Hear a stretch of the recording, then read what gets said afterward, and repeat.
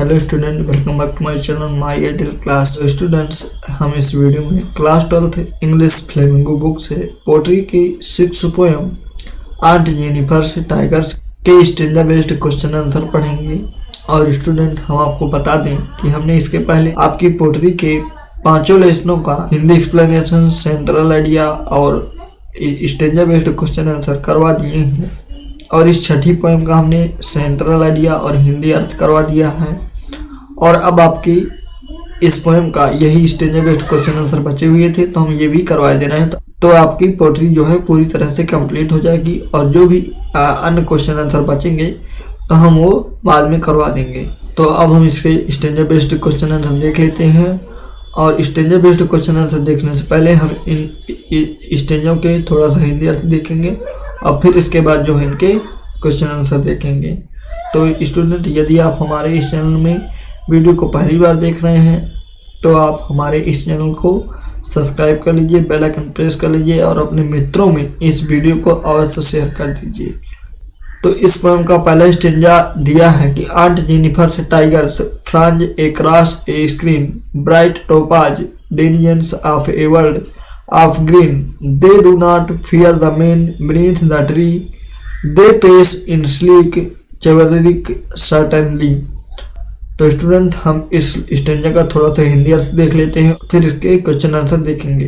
तो aunt Jennifer's tigers अर्थात aunt Jennifer के बाघ, prance across a screen, prance means होता है उछल कूद करते हैं, across a screen, screen means होता है पर्दा अर्थात पर्दे पर। यानी aunt Jennifer's tigers prance across a screen, यानी आंट जेनिफर के बाग पर्दे पर उछल कूद करते हैं। Bright topaz denizens, bright means चमकीले और टोपाज मीन्स होता है पुखराज, डेनिजन्स मीन्स होता है निवासी या रहने वाले, अर्थात चमकदार पुखराज निवासी है। और जो टोपाज है वो एक सुनहरे कलर का पत्थर होता है। और टोपाज यहाँ पे इसलिए इन्होंने लिखा है अपने बाग के लिए क्योंकि जो पर्दा है उस पर्दे में वो बाग का एक चित्र बना रहे हैं कि टोपाज जो है कैसा है, सुनहरे कलर का, यानी जो बाग का कलर है वो टोपाज की तरह का, अर्थात ब्राइट टोपाज डेनिजर्स, यानी कि चमकीले बाग निवासी हैं। ऑफ ए वर्ल्ड, यानी संसार के, ऑफ ग्रीन इस भरे भरे, अर्थात bright topaz denizens of a world of green, यानी चमकदार पुखराज यानी बाग हरे भरे संसार के निवासी हैं। They do not fear the man beneath of the tree, they do not fear और वे डरते नहीं हैं, फियर मीन्स होता है डरते, डू नॉट मीन्स नहीं, दे मीन्स वे अर्थात वे डरते नहीं है। यानी जो पुखराज है यानी वो जो बाघ है उनका टोपाज की तरह के कलर वाला, वो डरता नहीं है द मेन आदमियों से, बीनीथ द ट्री जो पेड़ के नीचे खड़े होते हैं, अर्थात they do not fear the main beneath the tree, यानी वे पेड़ के नीचे खड़े आदमी से डरते नहीं हैं। दे पेस यानी वे गतिमान होते हैं, दे पेस वे गतिमान होते हैं, इन स्लीक यानी आकर्षक तरीके से, अर्थात दे पेस इन स्लीक यानी वे आकर्षक तरीके से गतिमान रहते हैं। चिवलरिक सर्टेनली, चिवलरिक मीन्स होता है शिष्टता और सर्टेनली मीन्स होती है निश्चितता, अर्थात they pace in sleek chivalric certainly यानी वे आकर्षक तरीके से शिष्टता व निश्चितता के साथ गतिमान रहते हैं। यानी जो आंट जेनिफर्स हैं वो एक पर्दे में एक बाग का चित्र बना रही हैं और उसी बाग के चित्र का वर्णन उन्होंने इस स्टेंजा में किया है कि जो चमकीले टोपाज हैं वो भी इसी हरे भरे संसार के निवासी हैं, रहने वाले हैं, और वो किसी से डरते नहीं हैं। जो भी लोग पेड़ों के नीचे खड़े होते हैं वो उनसे डरते नहीं हैं और वे जो है निश्चितता के साथ आकर्षक तरीके से चलते रहते हैं, गतिमान रहते हैं। तो इस स्टेंजा में पोएट ने आंट जेनिफर के टाइगर के बारे में बताया है। तो स्टूडेंट, जैसा कि आपने इसका हिंदी एक्सप्लेनेशन अभी देखा और हमें उम्मीद है कि आपको ये समझ में आया होगा, और यदि आपको ये समझ में आया होगा तभी आप ये क्वेश्चन आंसर कर पाएंगे, और यदि आपको इसका हिंदी अर्थ समझ में नहीं आया होगा तो आप ये समझ नहीं पाएंगे। तो इसलिए आप पहली बात तो आप इसका जो है हिंदी अर्थ वाला वीडियो देख लीजिए, क्योंकि यहाँ पे हम शॉर्ट वीडियो ही लगाए हैं, क्योंकि यदि हम इस वीडियो में इसके अर्थ को समझाने लगेंगे तो वीडियो बहुत बड़ा बन जाएगा। इसलिए आप जो है इस चैनल की प्ले लिस्ट में जाइए और आपको पोट्री क्लास 12 के नाम से, न्यू पोट्री क्लास 12 के नाम से एक प्ले लिस्ट मिलेगी। तो आप वहीं से आपको पोट्री के पूरे वीडियो उसी प्ले लिस्ट में मिल जाएंगे, तो वहीं से आप जो है इनको देख के तैयार कर सकते हैं। तो अभी हम इसका जो है क्वेश्चन आंसर देख लेते हैं। और देखिए इसका पहला क्वेश्चन है, who is the poet of this stanza, यानी कि इस पोएम के पोएट कौन है। तो आपको हमने इसके हिंदी अर्थ में भी बताया था, और नहीं बताया हो तो आपको पता भी होगा कि इस पोएम के जो पोएट हैं वो हैं एडरिन रिच।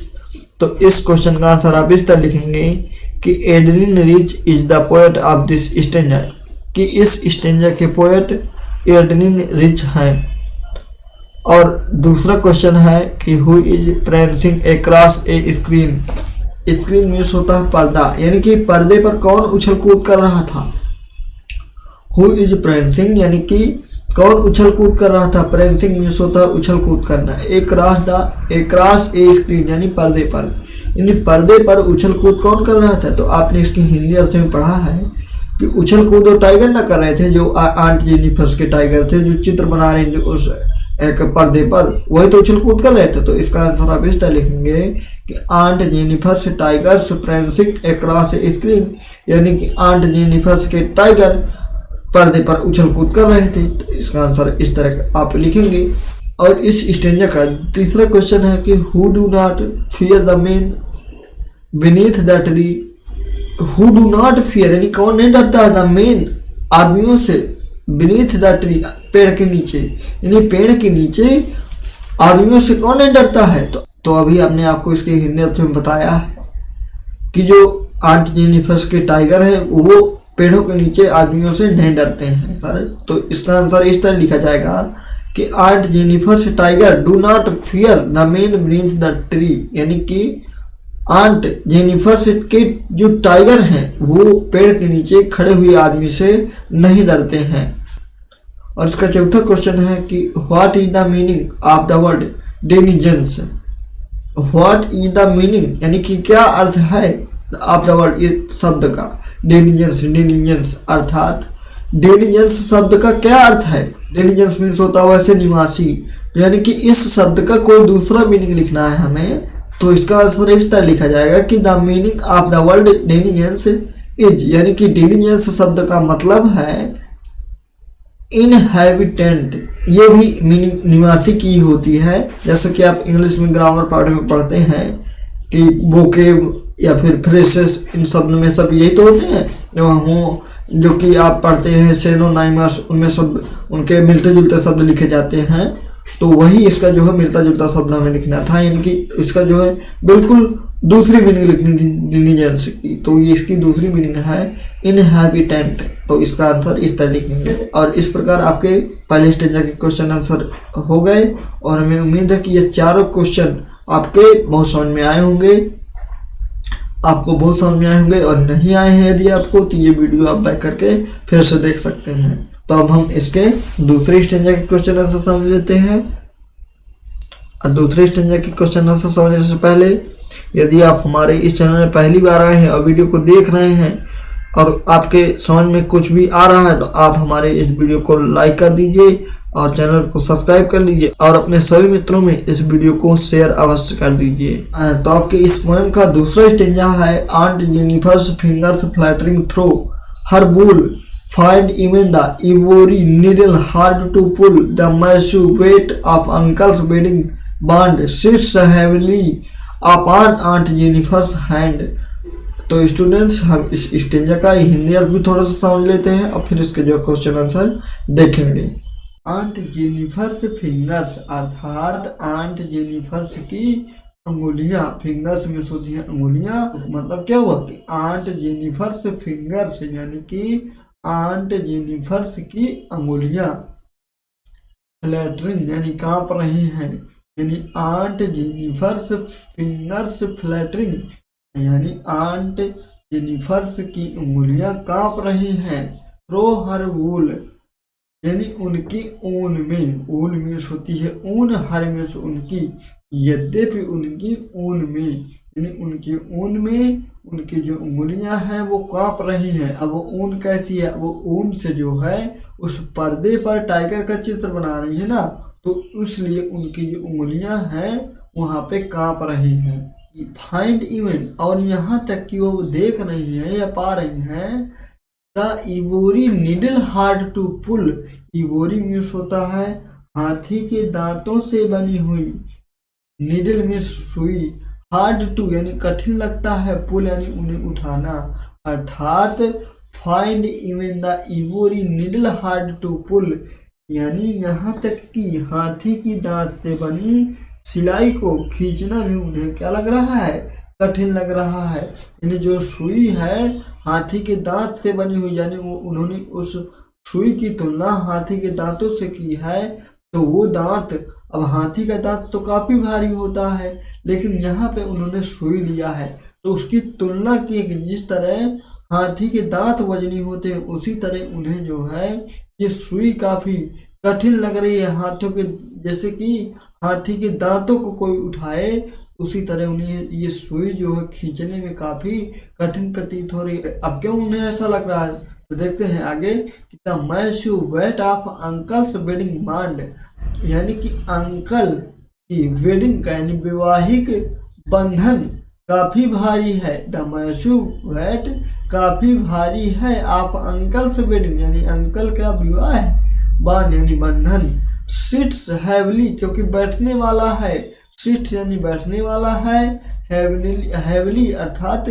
काफी कठिन, अपॉन आंट जेनिफर्स हैंड अर्थात आंट जेनिफर्स के हाथों पर। फिर से एक बार इन दोनों लाइनों को देखते हैं। The massive weight of uncle's wedding band sits heavily upon Aunt Jennifer's band, अर्थात अंकल के वैवाहिक बंधन का भारी वजन आंट जेनिफर के हाथ पर भारी पड़ता हुआ प्रतीत होता है। तो स्टूडेंट अभी आपने इस स्टेंजा का हिंदी एक्सप्लेनेशन समझा और हमें उम्मीद है कि आपको ये समझ में आया होगा, और यदि नहीं आया तो फिर हम वही कहेंगे आपसे कि आप यदि इस पोएम के हिंदी अर्थ अभी नहीं पढ़े हैं, नहीं समझ में आया है, तो आप इसके हिंदी एक्सप्लेनेशन वाले वीडियो को देख लीजिए, तो आपको ये समझ में आ जाएगा। तो अब हम इसके जो क्वेश्चन आंसरों को देख लेते हैं, और इस स्टेंजा का पहला क्वेश्चन है कि हुज फिंगर्स फ्लैटरिंग थ्रू वूल, यानी कि whose fingers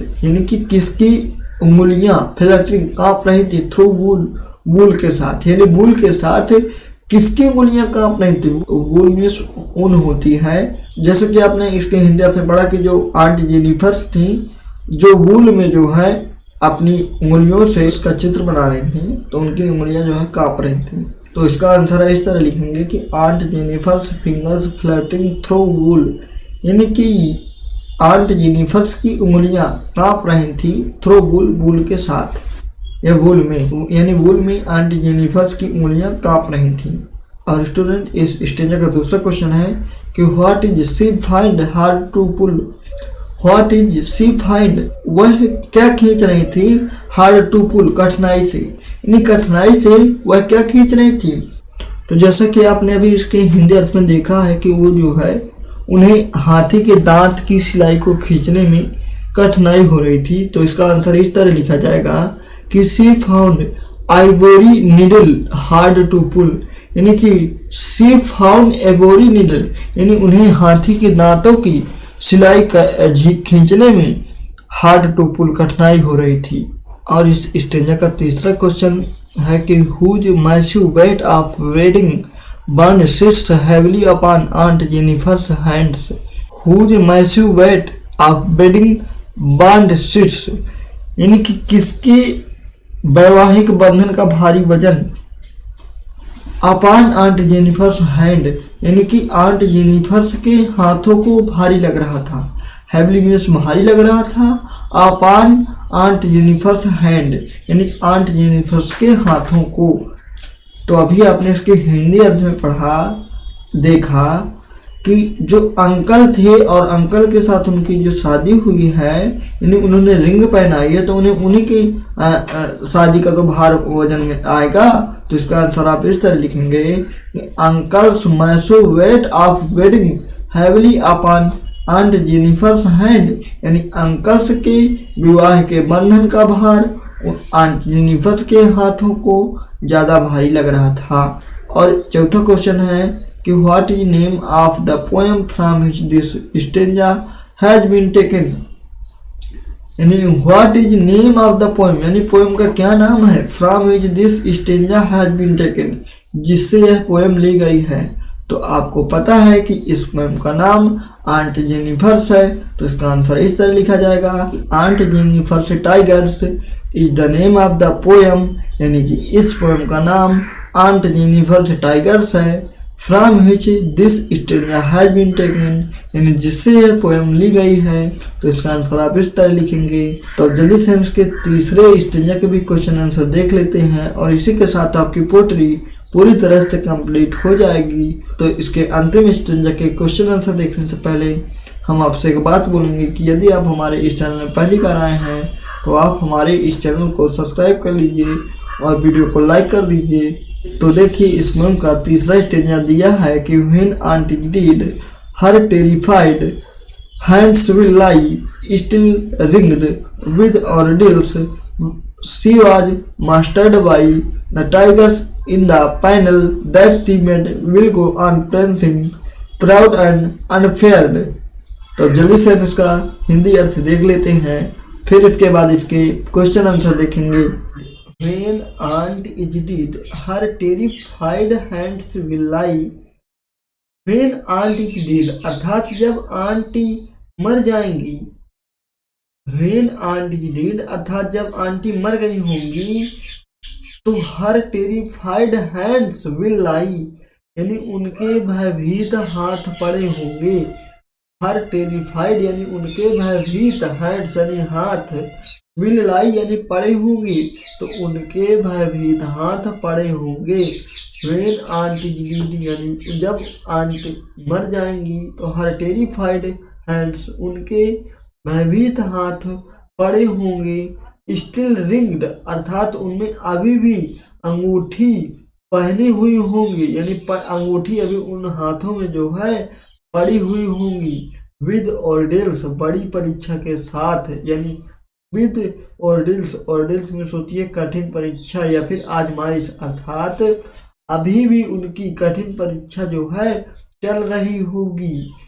she was mastered by, she was mastered, mastered में होता है गुलाम, अर्थात वे अभी भी गुलाम होंगी।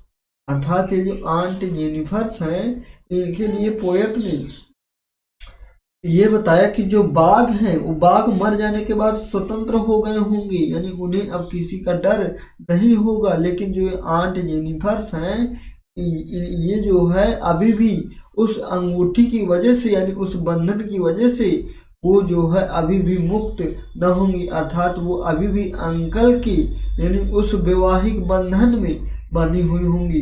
अब वो अंगूठी पहने वैसे ना होंगी, देखा जाए तो अंगूठी मर जाने के बाद वैसे भी हाथों में नहीं रहती, लेकिन बंधन रहता है।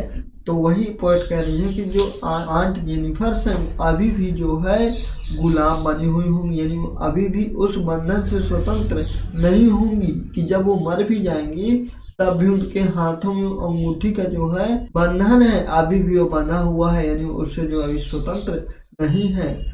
तो एक बार और इसको देखते हैं। व्हेन आंट इज डेड, यानी जब आंटी मर जाएंगी, her terrified hands will lie still ringed with ordeals, तो उनके भयभीत हाथों में अभी भी बड़ी परीक्षा के साथ अंगूठी पड़ी हुई होगी। शी वाज मास्टर्ड बाई, अर्थात वो अभी भी गुलाम होंगी, यानी वो अभी भी उस बंधन में बंधी हुई होंगी, उस बंधन से मुक्त नहीं होंगी, यानी जब वो मर भी जाएंगी तब भी उस बंधन से मुक्त नहीं होंगी। The tigers in the panel, लेकिन जो टाइगर हैं यानी जो बाघ हैं इन द पैनल यानी उस पर्दे में, लेकिन जो टाइगर है उस पर्दे में, जिस पर्दे को आंट जेनिफर बना रही है उस पर्दे में दैट सी मेड जिसको वो बनाई है, दैट सी मेड जिसको वो बनाई है, in the tiger in the panel यानी जो पर्दे में टाइगर्स हैं, बाघ हैं, दैट सी मेड जिसे वह बनाई है, यानी जिस पर्दे में वह टाइगर का चित्र बनाई है वो विल गो ऑन प्रेंसिंग, वो अभी भी उछल कूद कर रहे होंगे। Will go on prancing, prancing का मतलब होता है ना उछल कूद करना, अर्थात वो अभी भी उछल कूद करके जा रहे होंगे।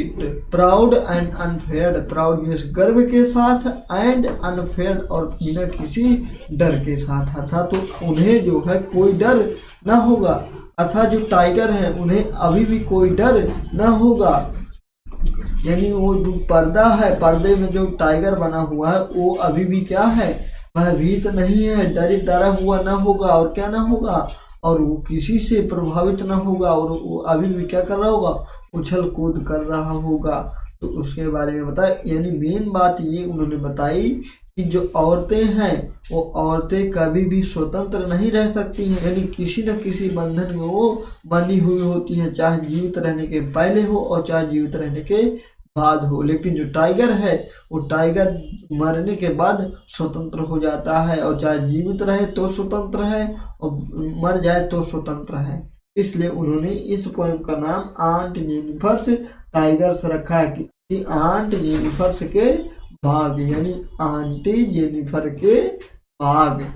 तो जैसा कि आपने अभी इसका हिंदी अर्थ देखा और हमें उम्मीद है कि आपको समझ में आया होगा, और यदि नहीं आया है तो आप फिर से वही बात बोलेंगे कि आप इस चैनल के प्लेलिस्ट में जाइए और आप इस लेसन का हिंदी एक्सप्लेनेशन वाला वीडियो देख लीजिए, तो आपको ये समझ में आ जाएगा।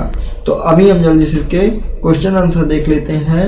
और इस स्टेंजा का पहला क्वेश्चन दिया है कि after death whose hands will lie still ringed, after death यानी मृत्यु के बाद, हुज यानी किसके, हैंड्स यानी हाथों में, विल लाई यानी पड़ी रहेगी, स्टिल रिंग्ड यानी अंगूठी, यानी किसकी मृत्यु के बाद हाथों में अंगूठी अभी भी पड़ी रहेगी। तो आपको पता है कि जब आंट जेनिफर की मृत्यु हो जाएगी फिर भी उनके हाथों में जो है रिंग पड़ी रहेगी, यानी उनका बंधन जो है जुड़ा रहेगा। तो इसका आंसर इस तरह लिखा जाएगा कि after death aunt Jennifer's hands will lie still, यानी कि आंट जेनिफर की मृत्यु के बाद उनके हाथों में अभी भी अंगूठी पड़ी रहेगी। और इसका दूसरा क्वेश्चन है कि where were the tigers that she made, यानी कि टाइगर कहाँ थे, वेयर वेयर द टाइगर यानी टाइगर कहाँ थे, दैट सी मेड जो वह बना रही थी। तो आपको पता है ना कि ये जो टाइगर थे वो एक स्क्रीन में बना रही थी, यानी एक पर्दे पर जो बना रही थी उस चित्र को, तो वो उस पर्दे में ही रहेंगे ना। तो इसका आंसर इस तरह लिखेंगे कि the tigers were in the panel, यानी टाइगर उस पैनल में थे, यानी उस पर्दे में थे, दैट सी मेड जिसे वह बना रही थी। इन जो आंट जेनिफर थी और टाइगर का चित्र उस पर्दे पर बना रही थी, यानी उस पैनल पे बना रही थी। तो जो टाइगर थे वो उस पैनल पे थे। तो इसका आंसर इस तरह लिखा जाएगा। अब तीसरा क्वेश्चन है by whom aunt Jennifer was mastered by, यानी कि किसका अधिकार आंट जेनिफर पर था। बाय हुम यानी किसका, आंट जेनिफर यानी आंट जेनिफर पर, वाज मास्टर्ड बाय यानी अधिकार था, यानी आंट जेनिफर पर अधिकार किसका था। तो आपको पता है कि उनकी शादी किसके साथ हुई थी, अंकल के साथ। तो जाहिर सी बात है कि आंट जेनिफर पे अंकल का ही अधिकार रहेगा ना। तो इसका आंसर इस तरह लिखा जाएगा कि aunt Jennifer was mastered by uncle's wedding bond, यानी कि आंट जेनिफर पर अधिकार था। आंट जेनिफर वाज मास्टर्ड यानी आंट जेनिफर पर अधिकार था बाय अंकल्स वेडिंग बॉन्ड, यानी कि अंकल की वैवाहिक बंधन का, यानी कि अंकल के वैवाहिक बंधन का अधिकार आंट जेनिफर पर था। और इस पोएम के अंतिम स्टेंजा का अंतिम क्वेश्चन है who is the poet of this stanza, यानी कि इस स्टेंजा के पोएट कौन है। तो आपको पता है कि इस स्टेंजा के पोएट एड्रिन रिच हैं। तो इसका आंसर इस तरह लिखेंगे आप कि Adrian rich is the poet of this stanza, यानी कि इस स्टेंजा की पोएट एड्रिन रिच हैं। तो स्टूडेंट इस तरह से आपकी इस पोएम का पूरे के पूरे स्टेंजा बेस्ड क्वेश्चन आंसर हो गए और हमें उम्मीद है कि आपको समझ में आए होंगे। और यदि अभी भी नहीं आए तो आप इस वीडियो को बैक करके फिर से देख लीजिए। तो स्टूडेंट अब आपकी पोट्री पूरी तरह से कंप्लीट हुई और स्टूडेंट आपके प्रोज का चौथा लेसन चल रहा है और चौथे लेसन कंप्लीट करने के बाद पांचवा लेसन भी प्रोज का करवा देंगे तो प्रोज भी आपकी पूरी तरह से कंप्लीट हो जाएगी। फिर इसके बाद हम सप्लीमेंट्री को शुरू करेंगे। तो आप जो है वीडियो देखते रहिए और अपनी तैयारी करते रहिए। और एक बात और बोलें कि जब भी आप वीडियो को देखिए तो आप वीडियो को लाइक कर दिया कीजिए और अपने मित्रों में शेयर अवश्य कर दिया कीजिए। और यदि आपने अभी भी चैनल को सब्सक्राइब नहीं किया तो चैनल को सब्सक्राइब कर लीजिए।